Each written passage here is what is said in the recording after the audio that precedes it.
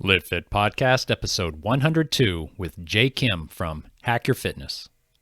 In this episode, Jay shares his story with us as being a regular guy who works in the financial industry. He was highly driven for success right after college and threw himself into his work 100%. Really abusing my body, working late hours and being out really late as well. You only live once, that type of mentality. I was young and I thought I could get away with it. And before I knew it, within 2 years of that lifestyle, I kind of got the spare tire around my waist and I realized that I just didn't feel good. And it was just a constant state of either recovering from a hangover or just being tired all the time. He realized he was headed in a really dangerous direction for his health, so he made some attempts to turn it around. I didn't change my lifestyle at all, and I literally knew zero about diet and nutrition. So I thought all you have to do is work out, and in some magical way, you would be able to outwork a bad diet. As you all know, and as Jay discovered, you can't outrun a candy bar, for long anyways. He started working out in earnest, and he saw some dramatic improvements. But remember, he was starting from nothing. But then his wife made a comment one night as he was getting into the shower, and she said, "For someone that works out as much as you do, you're not all that ripped." And it took that comment to basically, wake me up and say, okay, you're not doing something right. This is not adding up. I mean, fitness, it should not be this hard. And every guy that you see fit is not born a genetic freak or naturally gifted. There's no way that life will be like this. Welcome to the Live Fit Podcast with Glenn Johnson, your resource for all things that contribute to good health. You will hear expert advice and interviews with leading authorities on fitness, food, fat loss, mindset, and the mind-body connection. You will find show notes, articles, and health programs at livefitpodcast.com. Ah, yes, it is time once again for the Live Fit Podcast. I'm your host, Glenn Johnson, your guide to better health. Thanks, everybody, for listening. I really appreciate it, and I also really appreciate the ratings, reviews, and subscriptions to this podcast. And one more thing, please share it with somebody you care about. It just may save their life. Today, I'm speaking with Jay Kim. He is a full-time desk jockey and part-time fitness hacker. He has a blog and he has a book that's coming out very soon at the beginning of 2017. He works with world-class athletes and other high performers to help them achieve the fitness results they need in the shortest amount of time without being a fitness freak. If you appreciate this podcast, please give $1 or $2 per episode, whatever you can afford. Go to patreon.com/livefitpodcast, or you can find a link on any show notes pages. That's also where you'll be able to leave a voice message, or you can reach me by email at glenn@livefitpodcast.com. So once again, I'm glad you're here, and let's listen to hear what Jay Kim has to say about how you can hack your fitness and get the most out of your time. Hi, Jay. How are you doing today? Glenn, how are you? I'm doing very well. And how are you doing? I am doing fantastic. What part of the world do you live in? I live in Hong Kong. I've been here since 2005, so just over 10 years. Jay, I brought you on the show because you are a self-professed desk jockey, and now you claim to be a fitness hacker, and you're in magnificent physical condition. Let's back up to, I don't know, 5 or 10 years ago or so. What was your life like, and then how did you get to the point where you changed your fitness and the whole process? So it's going to be a longer story than just really quick. But what's your career? What was your major in school, and what'd you do when you got out of school? How about that? Yeah, sure. So I was a business finance IT guy. I was a finance major, and I had a minor in information technology, and I graduated college in 2001. Right, sort of after the first tech bubble, but still at a time when Wall Street was raging. So, I, like a lot of my classmates, went straight for the money. I got a job on Wall Street straight away, and I actually moved up to New York a few months before 9/11, and so that was kind of a big event in my life and in my career, obviously, because I just moved Yeah. up there. But yeah, I mean, my fitness journey is interesting because I think that it resonates with a lot of people because I'm not like you introduced me as I'm a desk jockey, and I still work at a fund now in asset management, and I work 10 12 hours a day sitting chained to the desk, and I'm not a personal trainer. I have no sort of certifications, but my whole thing was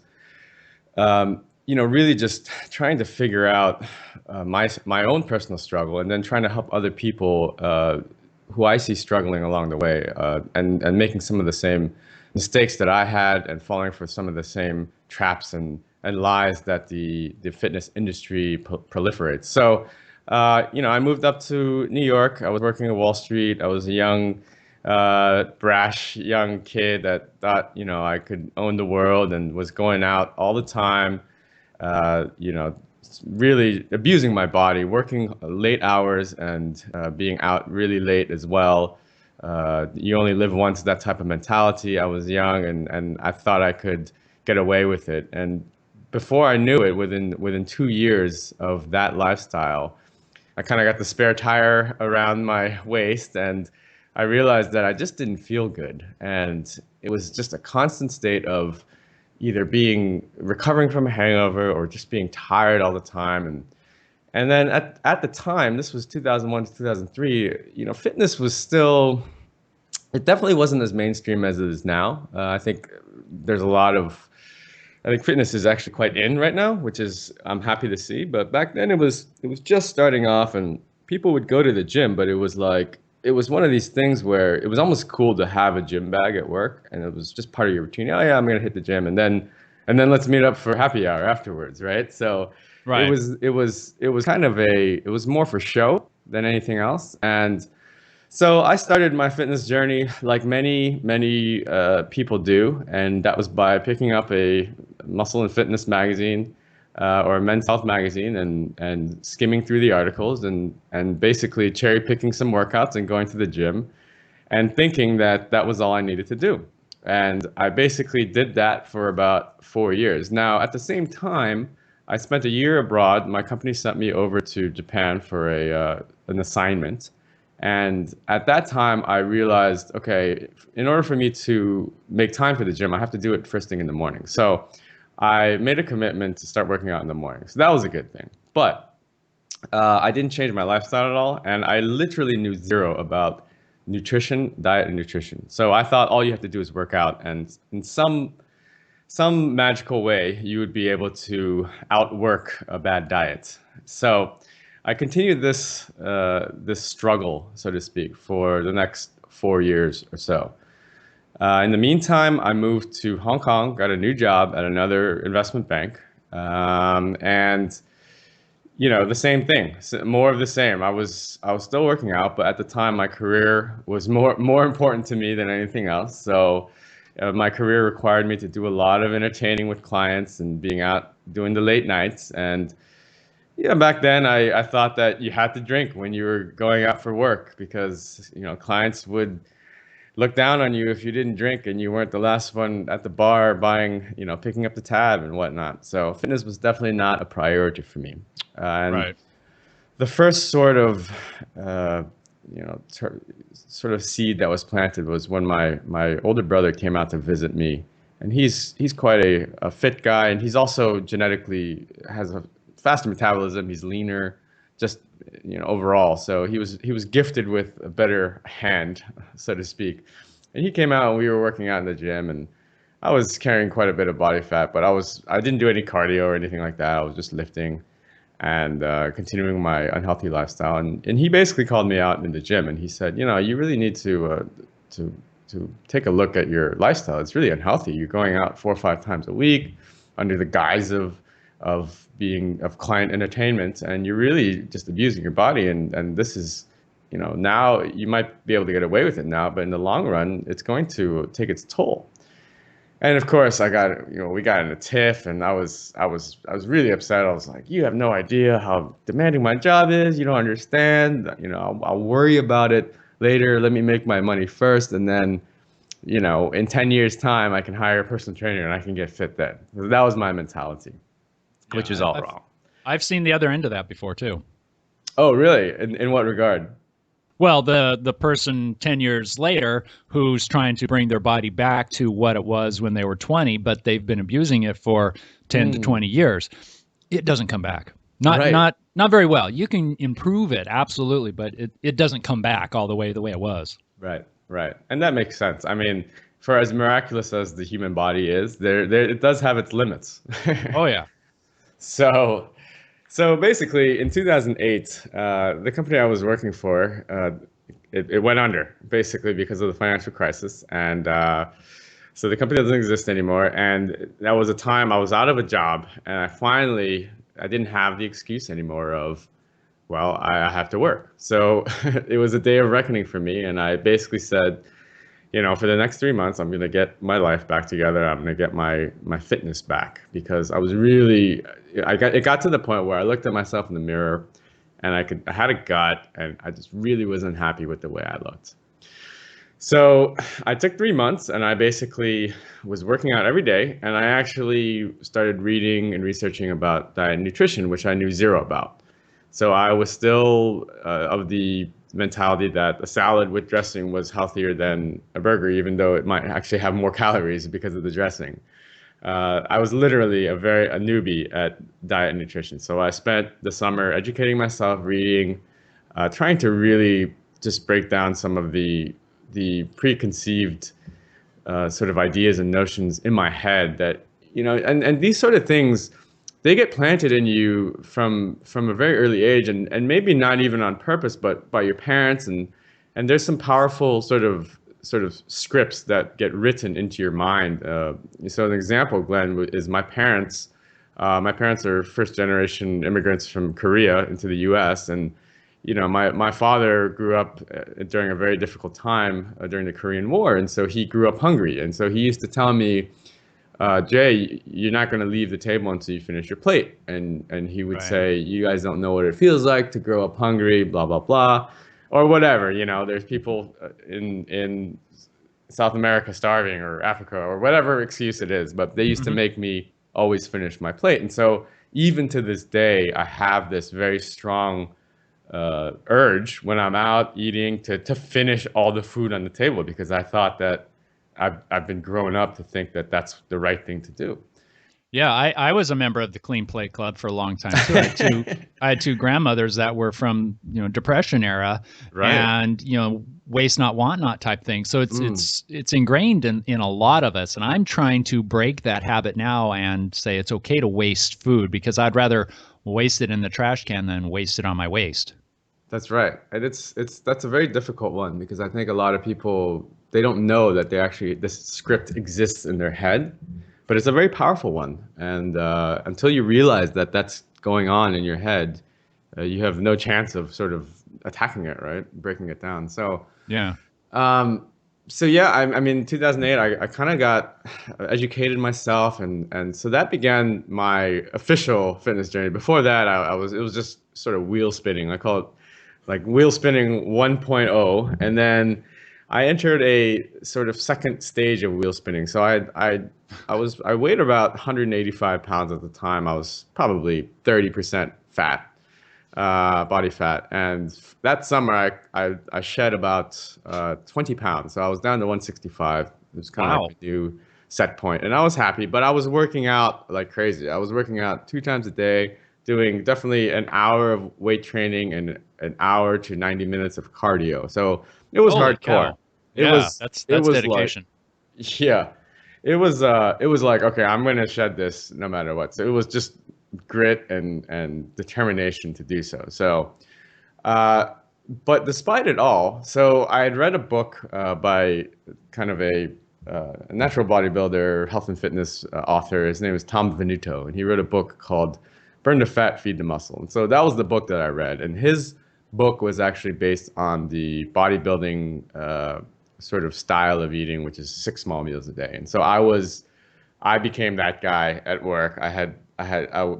My girlfriend at the time, who's now my wife, God bless her, she was making me 6 small meals a day in Tupperwares. So I was that guy. I was literally that guy bringing in the Tupperware, heating it up every 3 hours, annoying my colleagues, making the entire room smell like fish or grilled chicken or whatever. And I was doing that. But so it had worked to a certain point. But the one thing that I didn't do is I wasn't counting my calories. So I cleaned up my diet.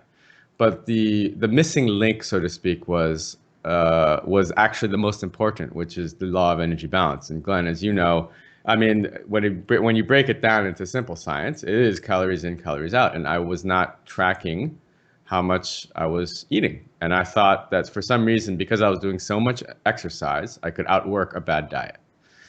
So yeah, I've heard that. It makes sense, and you can for a little while. You can outrun a candy bar for a short time, as you experienced with your summer of sweat. That's right. That's right. So, but it's not sustainable. No, absolutely not. And I mean, there's a whole bunch of other things that suffer. Like you're not getting the proper nutrition, so your lifts start to stall, and you just have less energy if you don't eat whole foods and whatnot. So, and I didn't know any of this, so I cleaned up the diet, which was the good part, but I was way overeating. So, when we've all heard of sort of the guy who lost whatever 30 pounds eating McDonald's, and conversely, you could gain 30 pounds of fat by eating healthy if you just eat too much of it, right? Sure. So I was basically the second guy, and I spent the next sort of 6 years in wheel spinning 2.0, and I basically, at that point, I tried all these new, P90X had just come out, so I gave that a shot, and there was the next one that's Shanti's Insanity, which is they're both at the home workout things, and then I was like, okay, this is not working, so I'm gonna go join a CrossFit box gym, and because that was just heating up, and then I tried Soul Cycle type spinning classes, and I tried everything, and I would make some progress, but then because my lifestyle had fully not changed, so I was basically a work week fitness guy, and then weekends I would let loose again. And so I hadn't really committed to making a lifestyle change at that point. Right. So fast forward 6 years, 2014, which is only 2 years ago, and I was finally sick of it all. And it was a passing comment from my lovely wife that literally, it was a wake-up call, and I was walking through the shower, and she looked over at me and she goes, for someone that works out as much as you do, you're not really that ripped. And she just kind of walked by. She kind of brushed it. It was just a passing comment, and she went on to do her thing that day. And I was fuming. I was in the shower, and I was like, how dare she say that? And isn't that nice that she felt comfortable enough that she could say something as just blunt and honest as that? Oh yeah, well, Glenn, if you ever meet my wife, you'll understand. She definitely speaks her mind. So, but that's why I love her, and it took her to call me out for me to finally be like, you know what, you were right. You're so right, and that's why it hurts so much. And so I spent the rest of the day was ruined, obviously, for me. And I was sitting there at work, and I was like, man, it's so unfair, because I was making every excuse in the book. I was, and my wife also, on a side note, she is blessed with extremely good genetics and has super metabolism. So she's one of these people that can eat anything she wants and still be super lean, So right. And I had a chip on my shoulder because of that, because I was here working really hard, and I was, so I used to use all the excuses. I'm born with a slow metabolism. You don't understand. I have to work twice as hard as you. Blah blah blah.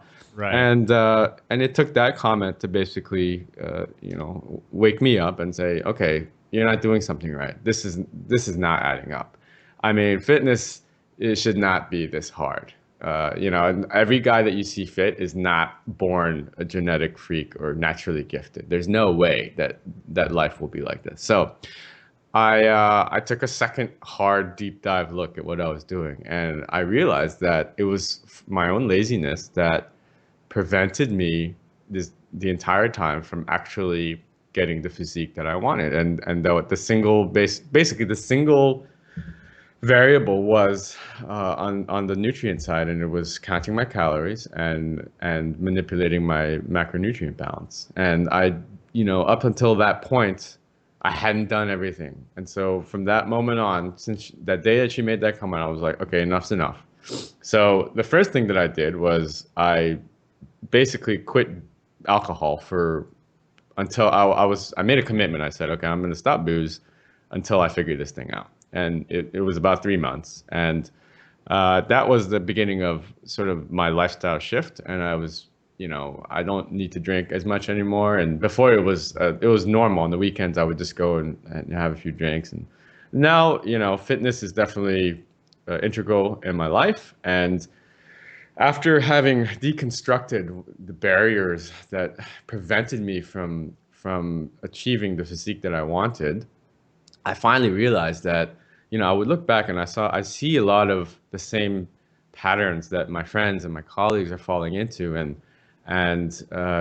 it kind of made me want to basically tell them, I mean, at the very beginning, I was kind of like, I finally figured it out. Now people are going to think that I'm a genetic freak. But then I would see my friends struggling. And so that drove me to want to help them more. And basically, I was always sort of, since 2008, when I made that drastic sort of cut, people started, like, oh, he's a fitness guy now, and so they would start asking me advice. But deep down inside, I knew that I hadn't really gotten the physique that I wanted. I still had like a layer of fat over my belly. I hadn't been able to crack how to trim down to single digit body fat without doing ridiculous amounts of cardio, 2 a days, blah, blah, blah. Right. And that wasn't sustainable. So after that, I started doing some writing and helping some of my friends out, and it just kind of expanded from there. And so fast forward 2 years to now, and I started a blog, Hacky Finish, and basically the goal is because I'm sort of in the finance industry, and I work with a lot of high achievers that don't have a lot of time. The goal of my sort of blog is to basically minimize the amount of time that one needs to spend in the gym, educate people on the diet and nutrition part of it, and then that's basically where the hack comes from. It's not a biohack or anything like that. It's basically teaching people the simple science behind how actual fitness and diet works, and compressing their workouts into the minimum amount of time possible needed to achieve the goals they want. And my program is highly based on compound lifts, and so for me, it caters to a very specific type of audience. It's not someone, if you want to do a marathon or a sprint triathlon or whatever, like, it's not a cardiovascular type program, but the compound lifts are ones that I think that you can do the rest of your life, and then you can layer additional exercises on top of them. Yeah, that's my favorite type of workout. I like functional, efficient exercises. Believe it or not, I don't like spending a lot of time in a gym. I don't actually enjoy the act of lifting weights. And that is not to say I don't do it, because it's well worth it. I absolutely do it. I like the results, but I don't like the act. And, I tell people I don't like taking a shower either. And whenever I say that, I hear this, ew. And their assumption is that because I don't like it, I don't do it. Well, couldn't be further from the truth. I absolutely shower 1 to 3 times a day, depending on my activities. But because I like being clean better. I like being fit more than I like feeling like a weak, gross slob. So I do the things that I need to do, but that also means that I want to get in and get out and be done as quick as I can. So tell me how your book is different than anybody else's out there. And I'm not naming any names. I don't have any other that I'm even have in mind that I would compare what you just said to. But tell me what's different about yours than somebody might find on a bookstore shelf or, Amazon? Right. Well, I love how you say that you've been in the industry for much longer than I have, and even you don't like the act of working out. And I'm exactly the same as you, Glenn. I'm as much of a fitness guy as I am. I'm actually not a fitness guy. Like I want to live my life, and I want to maximize my life, and I care about health, and I care about the way I look. I'm the first to raise my hand when I say, yes, I want to have a six pack. I'm vain, call me vain.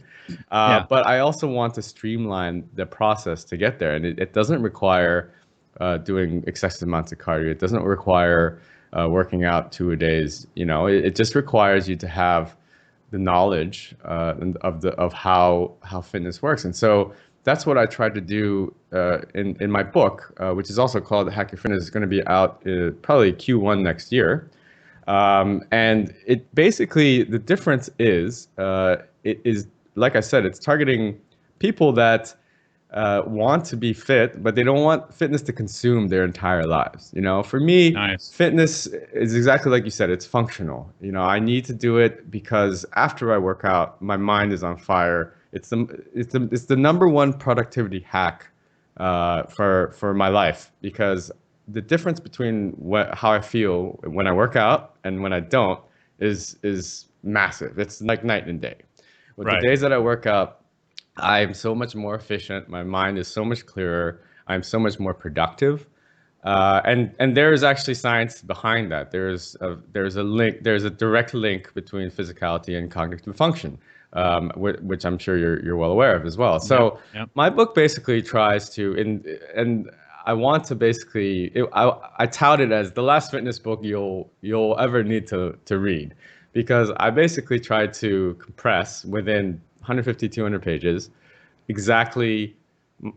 I don't really talk about my struggle. I talk about what you need to get to your goal.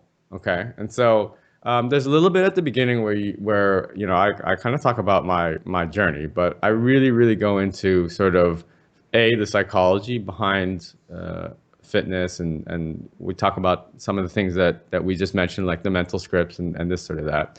But then the bulk of the book is actually sort of tactical. It's okay. Let's break down in as easy and quick and easy to understand way as possible the simple science behind nutrition, the simple science behind your diet, counting calories, tracking your macros, and the minimum amount that you have to work out, which I've streamlined down to 3 times a week, 45 minutes to an hour.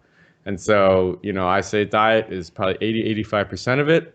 The working out part, which is actually the easy part for a lot of people, versus the diet, is only about 15-20% of it. And so when people kind of understand that aspect of it, it's usually a paradigm shift in their mind. And so it's really, I'm just trying to give, literally, if there's one book on fitness, and it's not, if you're looking for a deep dive technical study on how compound lists work, I recommend so many other authors that are way more knowledgeable than I am. Like I said, I don't have any degrees. I don't have any certifications. I'm just a normal guy. But my goal is basically, there's a flood of information out there. The amount of content and just junk on the internet that you read, which basically led me to spin my wheels for the last, the first part of my fitness journey. That's the stuff that I want to break down, and I want my readers to avoid the pain that I had to go through to get to where I am today. That's fantastic. I love to hear that. Where can people find your book? So my book is not out yet, but if you go to hackyour.fitness, that's my blog, and basically a lot of the content that is that's going to be in the book, I actually have already posted on blog posts. And I also have a 13-page guide. It's like a free guide, and it's basically the book, but in the extreme condensed version. And anyone that wants to sort of get started on fitness, they can download the guide for free, and it literally gives you everything you need to know. I mean, it's literally the bare bones, what you need to know about your diet, counting calories, tracking your macros, the basics of working out. And I've had dozens of people successfully get lean or leaner just on that 13-pager. Wow, that's fantastic. Yeah.